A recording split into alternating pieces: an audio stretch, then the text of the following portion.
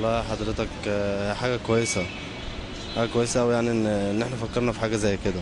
هو نعرفه يا عم ان الريس هو 10/10، بس احسن حاجه هو الريس حسني مبارك. هو 100 وهو اللي بيقوله 100. ما اعرفش عنها حاجه والله. انا لسه جديد هنا لسه. لا والله ما عنديش فكره الصراحه.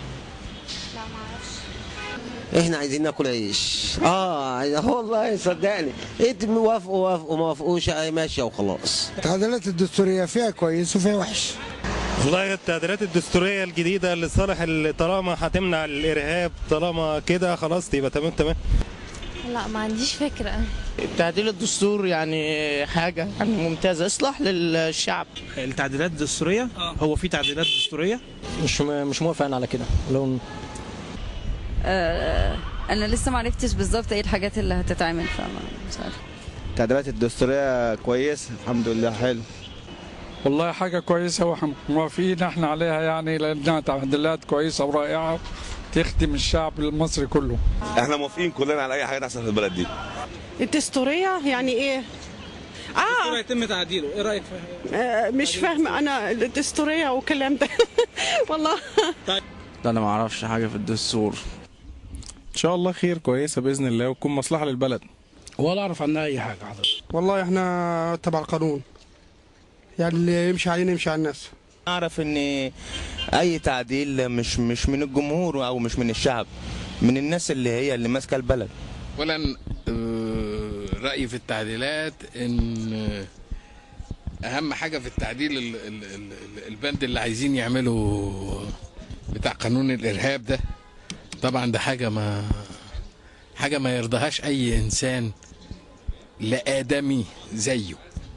فيعني كونهم هم يقبلوا بحاجه زي كده ده يبقى معناها قمه المهزله، اللي هي ان قانون الارهاب عايز يلغي قانون الطوارئ. قانون الطوارئ كان بيتسعى انه يتلغى، فيقوم ما يلغيش قانون الطوارئ ويقول لك لغينا قانون الطوارئ وينزل قانون الارهاب اللي هو انقح من قانون الطوارئ واقوى منه وسلطه اكبر من قانون الطوارئ.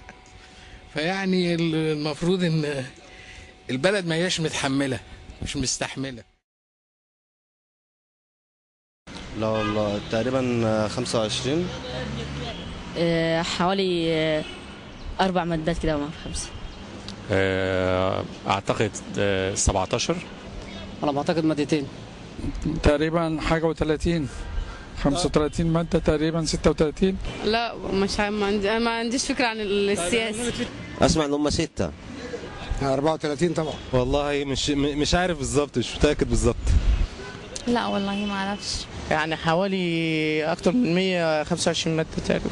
لا مش مهتم اعرف، لان مش عايز حاجه تتعدل بصراحه. 32 مادة. احنا مش فاهمين أي حاجة. 34 تقريبا. انا ما اعرفش والله. يعني اللي أنا أعرفه معلومات 34. لا والله لحد دلوقتي ما نعرفش. ما اعرفش، يعني تبع نفسي. إن شاء الله. انا عندي شغل ما ينفعش ان انا اروح. ودي مش هتروحي؟ ما ينفعش. الحمد لله معيش بطاقه انتخابيه. إن شاء الله طبعا لازم نروح ونوافق على كل التعديلات لأنها حاجة في خدمة الشعب كله يعني. إن شاء الله. طبعا مش بلدي. هروح طبعا. إن شاء الله، إن شاء الله. ربنا يسهل. إن شاء الله بإذن الله. والله النتيجه معروفه سلفا، يبقى ما فيش داعي للاستفتاء ولا حاجه. السلام عليكم. شكرا. إن شاء الله. إن شاء الله لازم إن كلنا نشارك يعني. ان شاء الله لو كنت موجود في مصر هشارك فيه. هقول لا طبعا. ربنا يسهل إن شاء الله. ان شاء الله. إن شاء الله بإذن الله. نشوف كده نشوف وربنا يسهل ان شاء الله. في الخير ربنا يقدمه. شكرا. لا مش هروح. ما انا ما اعرفش يعني ايه الدستور اصلا، انا الراجل مش متعلم. اللي نعرفه ان الرئيس هو 100 يا عم، بس ما نقدرش نقول لك اكتر من كده. وسلام عليكم.